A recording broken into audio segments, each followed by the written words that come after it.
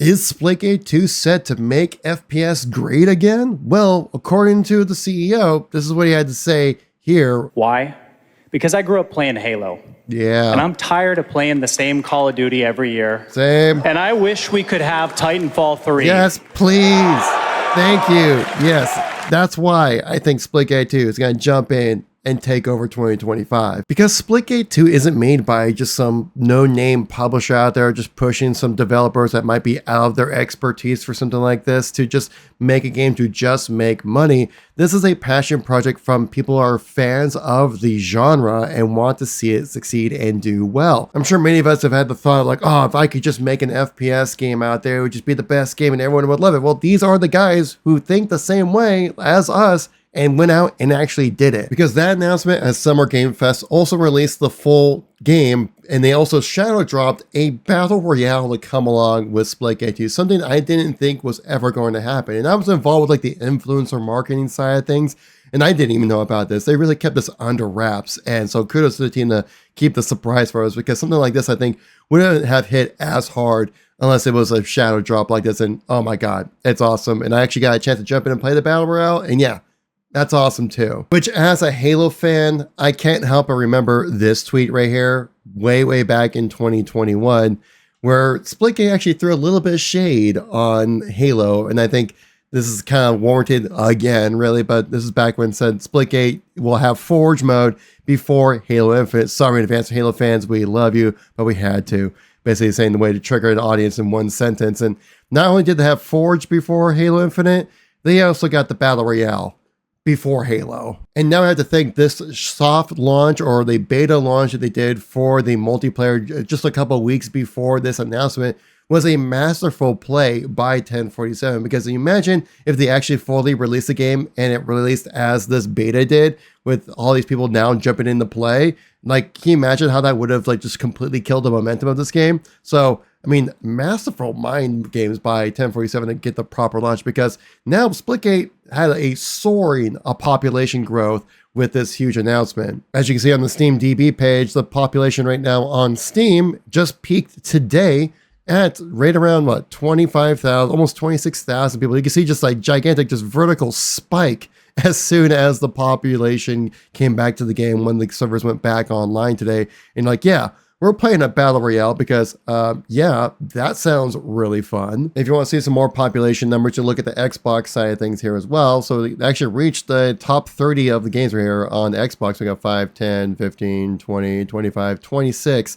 And this is before today's update. It was already sitting rather well within the recent player counts of people playing the game. So, I mean, I don't, Splitgate 2 is looking good right now, man. I think they're setting themselves up really well. And it's a really interesting way of how they actually went about reusing assets to create a battle royale experience within Splitgate without getting lost in the weeds of a workflow. So how's Splitgate 2 doing battle royale? Well, there are 15 teams of 4, meaning there are 60 players within the lobby, kind of about the same size as Apex Legends. And yeah, you start from an airship and you jump into the worlds, but the interesting thing about the way Splitgate does their map design is that they have a gigantic mech comprised of 5 unique biomes connected by a huge world portal. So basically the way it plays out, you have your large scale 24 player maps that we've seen already within the game, but then they're kind of like interconnected in a way as well. It's super interesting. At first you go like, oh, they're just crunchy multiplayer maps together, but then in a way, it still plays out like a battle royale. The flow still feels the same. The gunfights and engagements, encounters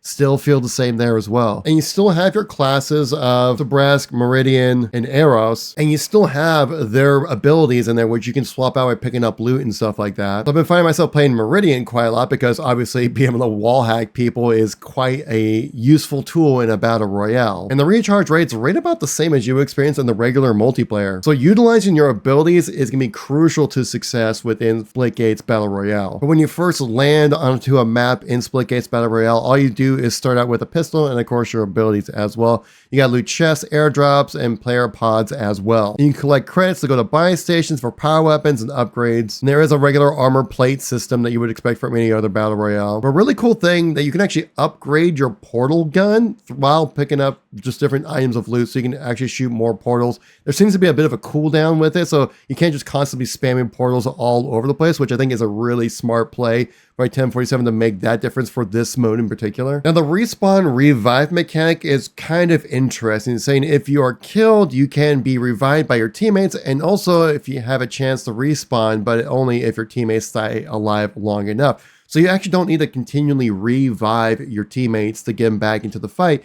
If you just stay alive long enough, your teammates will spawn back in right on top of you, almost like Resurgence from Call of Duty, without the whole dropping mechanic that you have within Resurgence. So it kind of combines like regular Battle Royale, but also Resurgence from Call of Duty, which actually kind of helps keep that pace up a lot, so it kind of keeps that action high and fun. And you have different events that happen on the map. For example, one of them is like a portal EMP event, which actually eliminates you to be able to use portals for a short period of time. But the ring mechanic is really interesting because you have basically 5 separate like large scale maps kind of like combined together in a way that basically what happens is that you have the rings that will kind of close in on the map itself to kind of push you into the next map that's going to be like where the next circle pole is going to be. And the way you make those transition is through these giant world portals. And I definitely noticed that while playing that when you're making these transitions that the game can get a little choppy, right? Now, it's nothing that's really gotten in the way of my experience of being able to like actively be effective in a gunfight or anything like that, but sometimes it'll be like a little stutter, a little pop in, something like that will happen.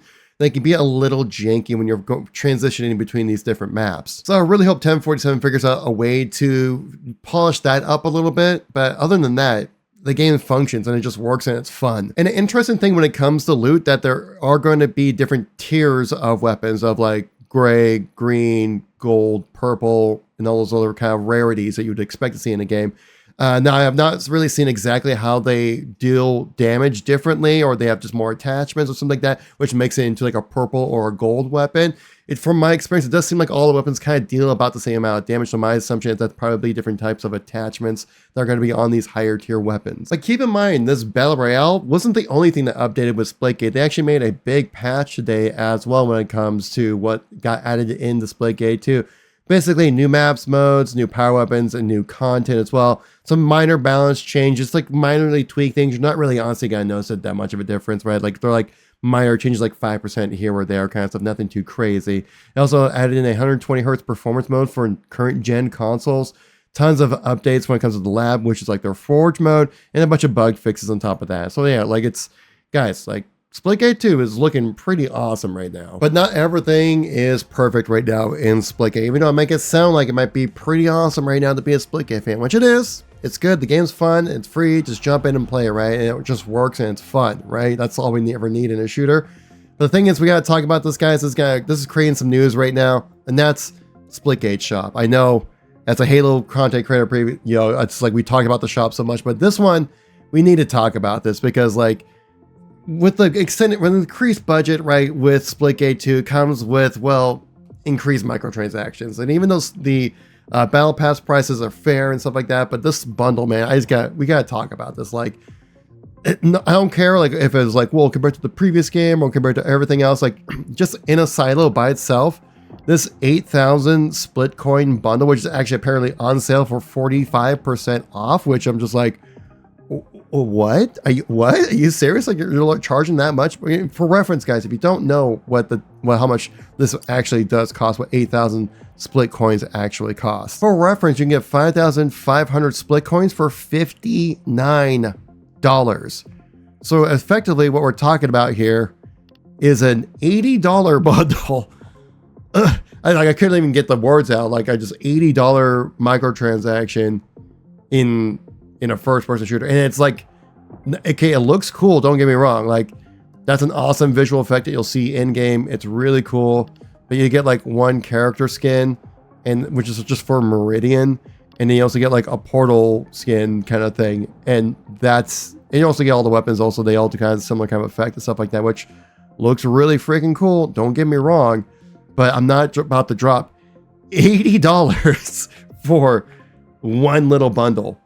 That is absurd. Like, I just don't see how anybody would justify dropping that kind of money. Like, obviously, I want a company like 1047 to get their support. And so this is a company that deserves your $80 way more than Call of Duty, right? If you're going to spend that kind of money on microtransactions, please do it in Splitgate rather than any other game, because this is the kind of game you want to have support. Because, like I said, like these guys are just, started out as a college dorm room project, ended up blowing up to something like really big and kind of awesome to play, but like, dude. And just kind of looking through, I think this game is going to suffer quite a bit as a free-to-play game, and that's going to be the lack of any kind of microtransaction or any kind of unlocks you can get within the game. Let me show you what I'm talking about. So if we go to your locker over here, say if I want to check out my Meridians, my favorite class I like to play as, right? And I want to like get some cool cosmetics for my assault rifle, right? What do I need to do to unlock some cool variants, right?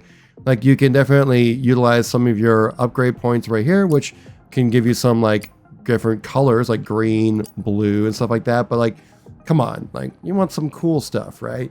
Well, the cool stuff, that's tied behind paid microtransactions. Pretty much all of it, as you can see, like right here, it's like if you go over to this item, it's in the store. This item's in the store. Store item, battle pass, which is a premium battle pass. This one, which is also store as well. And it's like really pretty much the same thing with anything else. Like in portals right here, if I want to upgrade my portals, it's all premium battle pass right here or in the store. But I will say it's not all doom and gloom, guys. If you go say like over to like the burst pistol right here, if I check this out, there are different reward paths you can do. So there are ways for you to unlock different things by just playing the game, which definitely is crucial, but you need to kind of find some way to give like the carrot at the end of the stick kind of thing for a lot of people to kind of continue grinding, right? And one of the things they showcase within the battle pass as well with the free tier, like at least you're able to unlock like some some upgrade currency, right? Where you can upgrade like your weapons and stuff like that when it comes to customization. But I mean, for the most part, it's pretty much like if you want really kind of any form of like cool customization or anything, you're gonna have to drop some cash on this game. Which again, being a free-to-play game, it's only cosmetics. It doesn't really bother me a whole lot.